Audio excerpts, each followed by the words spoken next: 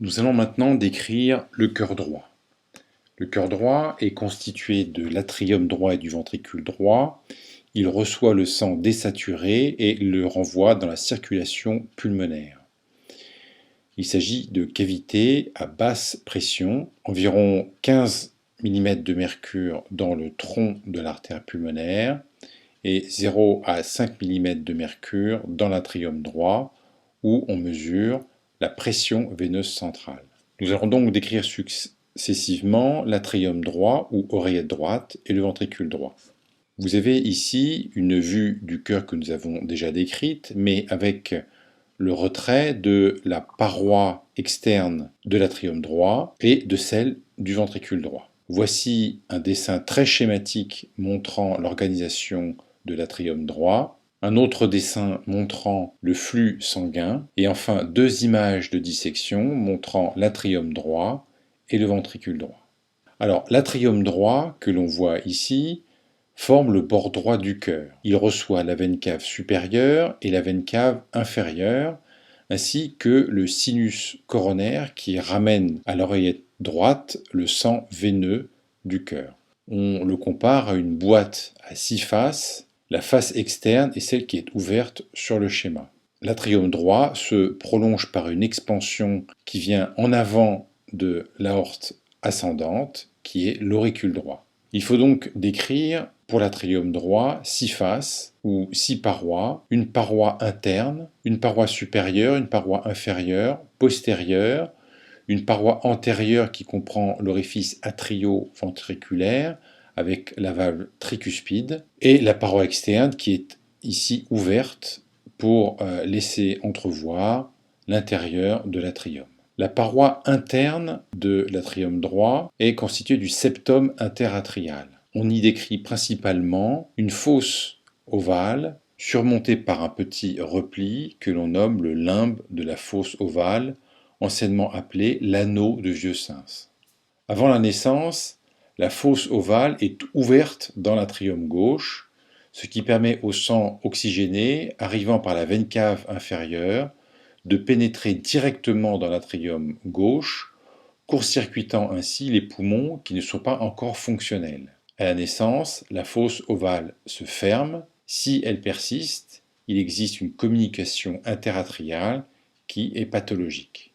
On décrit sur cette paroi interne un espace triangulaire de coque qui est situé en avant du bord libre de la valvule de la veine cave inférieure, que nous décrirons ensuite, au-dessus du sinus coronaire et de sa valvule, et en arrière de l'insertion de la valvule tricuspide.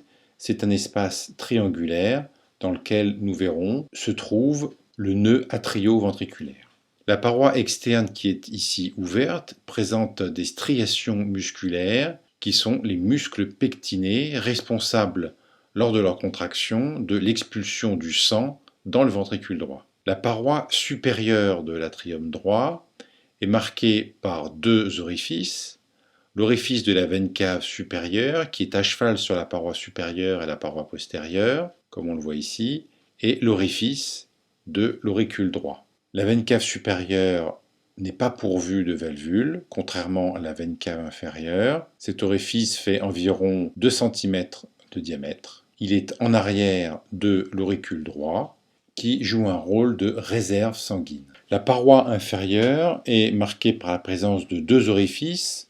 L'orifice de la veine cave inférieure, encore une fois à cheval aussi sur la paroi postérieure. C'est un orifice qui fait environ 3 cm de diamètre, et l'orifice du sinus coronaire. Ces deux orifices veineux sont partiellement recouverts par des valvules. On parle de la valvule de la veine cave inférieure et de la valvule du sinus coronaire, les deux se rejoignant par un tendon que l'on nomme le tendon de Todaro. L'orifice du sinus coronaire fait environ 12 mm de diamètre. Encore une fois, il draine la majeure partie du sang veineux du cœur. La paroi antérieure, encore dessinée ici, contient l'orifice atrio-ventriculaire droit ou tricuspide. Sur la paroi postérieure, on note la présence d'une crête que l'on nomme la crête terminale. Cette crête terminale est en rapport avec une crête musculaire sur la face externe du cœur. Et cette crête va d'un bord latéral d'une veine cave à l'autre et va séparer l'atrium en une partie qui est postérieure et lisse entre les deux veines caves. C'est ce qu'on appelle le sinus des veines caves, et une partie un peu plus antérieure qui est l'atrium proprement dit, dont la paroi externe est tapissée par les muscles pectinés. Alors quand le sang arrive par les veines caves dans l'atrium, il se mélange dans le sinus des veines caves, puis il va être expulsé dans le ventricule droit par la contraction des muscles pectinés. On voit ici sur cette dissection les muscles pectinés de la paroi externe qui a été ouverte. Vous voyez que la partie postérieure est lisse et correspond au sinus des veines caves inférieures.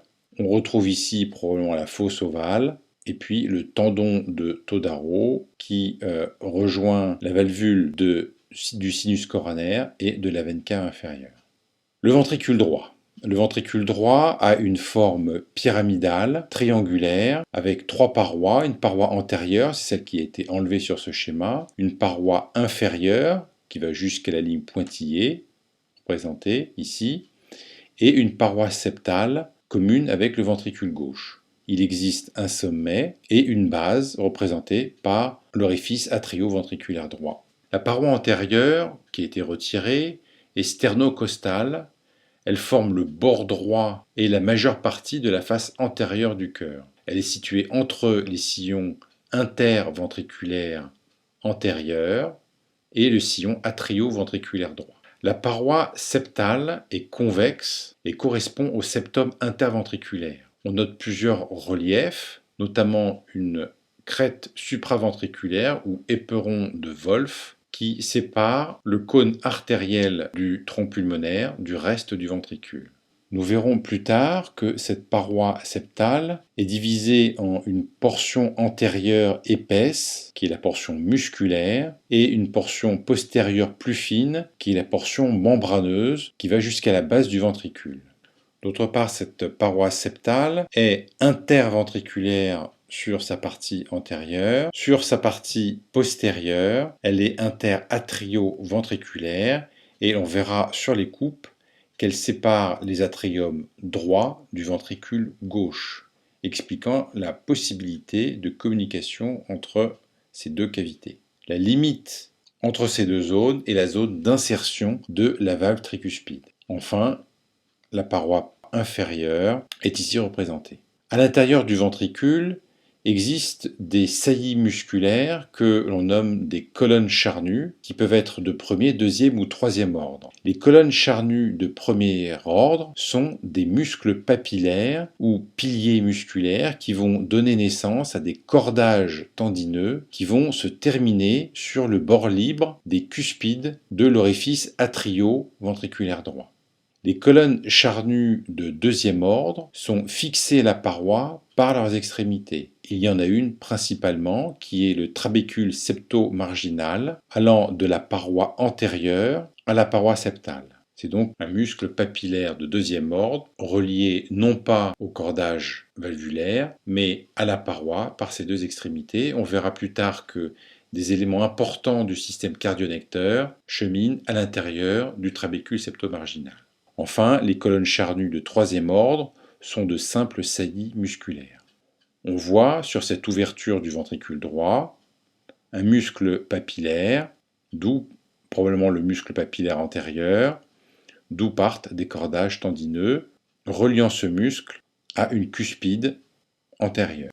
On retrouve ici le trabécule septo-marginal reliant la paroi septale à la paroi antérieure du ventricule et qui se termine d'ailleurs à proximité ou à la base du muscle papillaire antérieur. On imagine ici le muscle papillaire postérieur et le muscle papillaire septal qui est quelque part ici beaucoup plus petit.